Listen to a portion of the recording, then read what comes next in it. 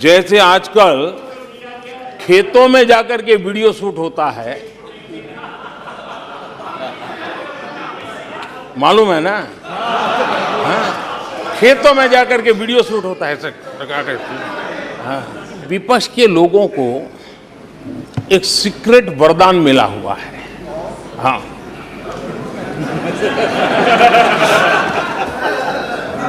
Secret वरदान मिला हुआ है जी। और वरदान ये कि ये लोग जिसका बुरा चाहेंगे उसका भलाई ही होगा।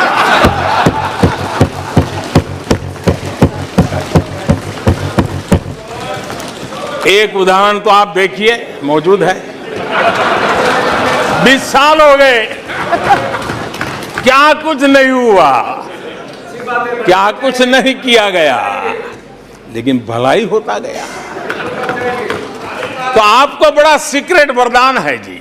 और वैसे तो लोग मुझे दिन रात कोसते रहते हैं, और उनके लिए तो सबसे प्रिय नारा क्या है? मोदी तेरी कब्र खुदेगी। मोदी तेरी कब्र खुदेगी। आदरणीय अध्यक्ष जी, जो पुरानी सोच वाले लोग रहते हैं, वो उस सोच से सहमत नहीं, लेकिन वो कहते हैं कि देखो भाई, जब कुछ शुभ होता है, कुछ मंगल होता है, घर में भी कोई अच्छा होता है, बच्चे भी कोई अच्छे कपड़े पहनता है, जरा साफ सुथरा होता है, तो काला टीका लगा देते हैं।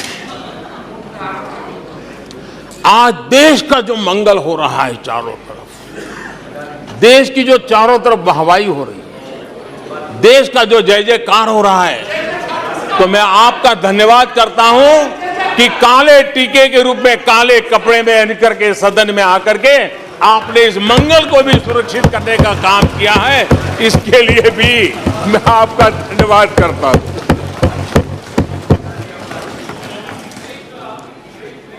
आदरणीय अध्यक्ष जी,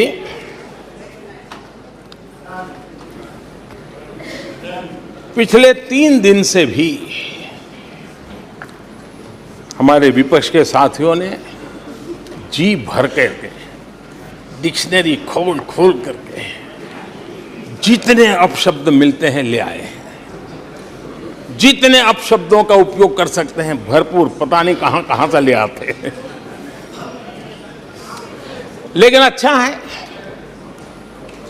थोड़ा मन का गुबार उनका निकल गया होगा, थोड़ा मन हल्का हुआ होगा, इतने अपशब्द बोल दिए हैं तो। और वैसे तो लोग मुझे दिन रात कोसते रहते हैं, उनकी ये फितरत है। और उनके लिए तो सबसे प्रिय नारा क्या है? मोदी तेरी कब्र खुदेगी। मोदी तेरी कब्र खुदेगी। मोदी तेरी कब्र खुदेगी। ये इनकी पसंदीदा नारा है। लेकिन मेरे लिए इनकी ये गालियां, ये अपशब्द, ये अलोकतांत्रिक भाषा, मैं उसका भी टॉनिक बना देता हूं।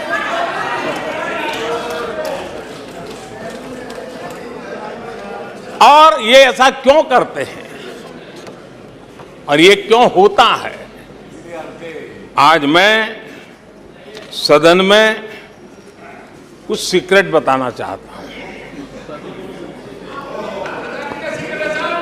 मेरा पक्का विश्वास हो गया है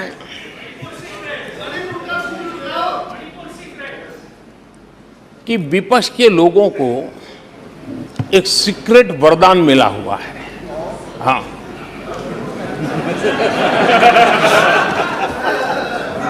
सीक्रेट वरदान मिला हुआ है जी। और वरदान ये कि ये लोग जिसका बुरा चाहेंगे उसका भलाई ही होगा।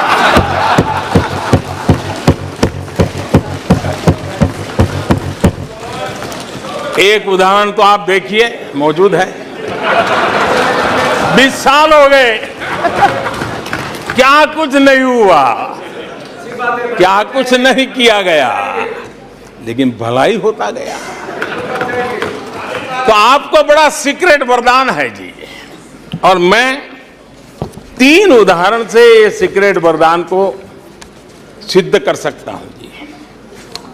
आपको ध्यान होगा कि इन लोगों ने कहा था बैंकिंग सेक्टर के लिए, बैंकिंग सेक्टर डूब जाएगा, बैंकिंग सेक्टर तबाह हो जाएगा, देश खत्म हो जाएगा, देश बर्बाद हो जाएगा, न जाने क्या क्या कहा था।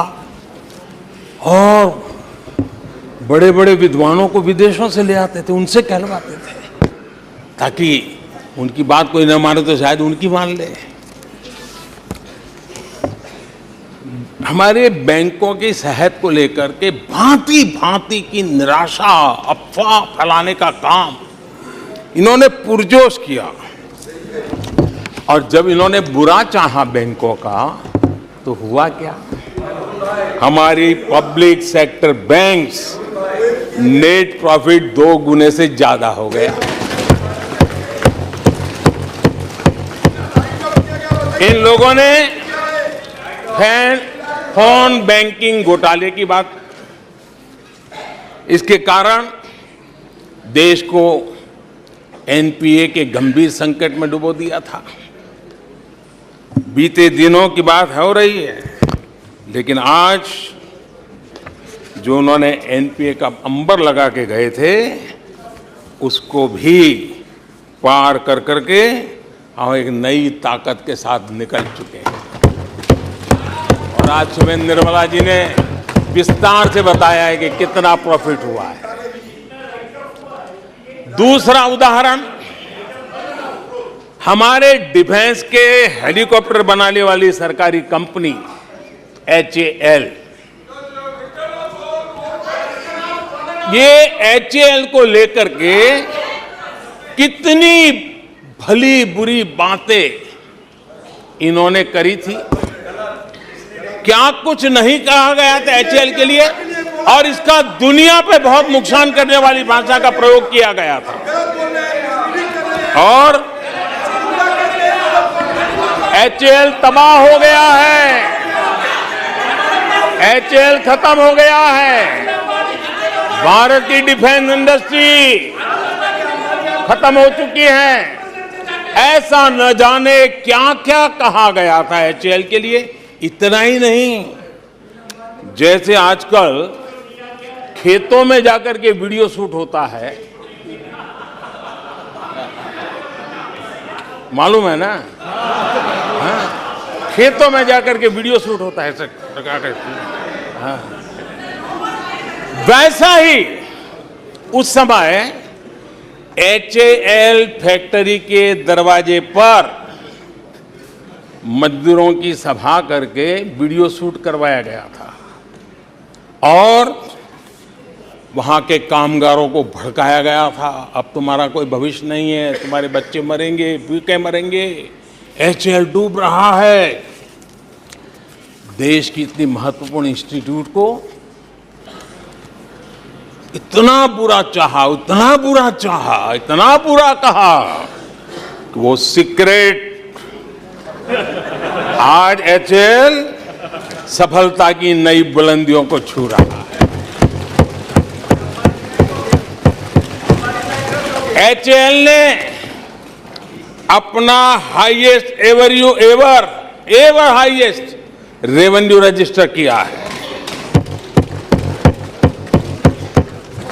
इनके जी भर करके गंभीर आरोप के बावजूद भी वहां के कामदारों को, वहां के कर्मचारियों को उकसाने की भरपूर कोशिश के बावजूद भी आज HAL देश की आन बान शान बन के उठ रहा है। आदरणीय अध्यक्ष जी, जिसका बुरा चाहते हैं वो कैसे आगे बढ़ता है, मैं तीसरा उदाहरण देता हूं। आप जानते हैं LIC के लिए क्या क्या कहा गया था? LIC बर्बाद हो गई, गरीबों के पैसे डूब रहे हैं, गरीब कहां जाएगा, बेचारे ने बड़ी मेहनत से LIC में पैसा डाला है। क्या कहें, जितनी उनकी कल्पना शक्ति थी, जितने उनके दरबारियों ने कागज पकड़ा दिए थे, सारे बोल लेते थे वो, सारे बोल लेते थे।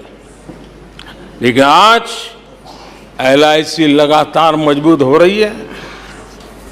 शेयर मार्केट में रुचि रखने वाले को भी ये गुरु मंत्र है कि जो सरकारी कंपनियों के लोग गाली देना, आप उसमें दांव लगा दीजिए साहब, अच्छा ही होने वाला है।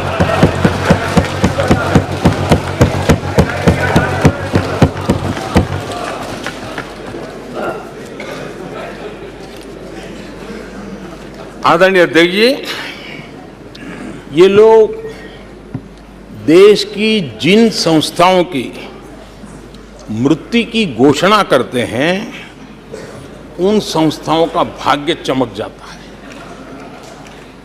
और मुझे विश्वास है कि ये जैसे देश को कोसते हैं, लोकतंत्र को कोसते हैं, मेरा पक्का विश्वास है देश भी मजबूत होने वाला है, लोकतंत्र भी मजबूत होने वाला है, और हम तो होने ही वाले हैं। आदरणीय अध्यक्ष जी, ये वो लोग हैं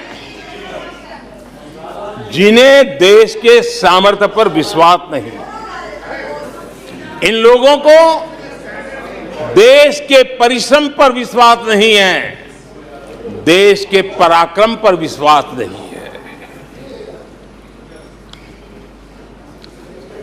कुछ दिन पहले मैंने कहा था कि हमारी सरकार के अगले टर्म में, तीसरे टर्म में, भारत दुनिया की तीसरी टॉप अर्थव्यवस्था बनेगा।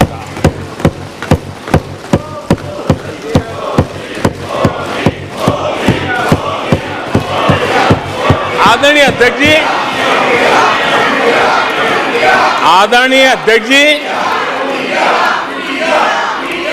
अब देश के भविष्य पर थोड़ा सा भी भरोसा होता जब हम ये क्लेम करते हैं कि हम आने वाले 5 साल में, नए तीसरे टर्म में, हम देश की इकोनॉमी को तीसरे पर लाएंगे। तो एक जिम्मेवार विपक्ष क्या करता? वो सवाल पूछता, अच्छा भाई बताओ, निर्मला जी बताओ कैसे करने वाले हो, अच्छा मोदी जी बताओ कैसे करने वाले हो, आपका रोड मैप बताओ। ऐसा करते। अब ये भी मुझे सिखाना पड़ रहा है। लेकिन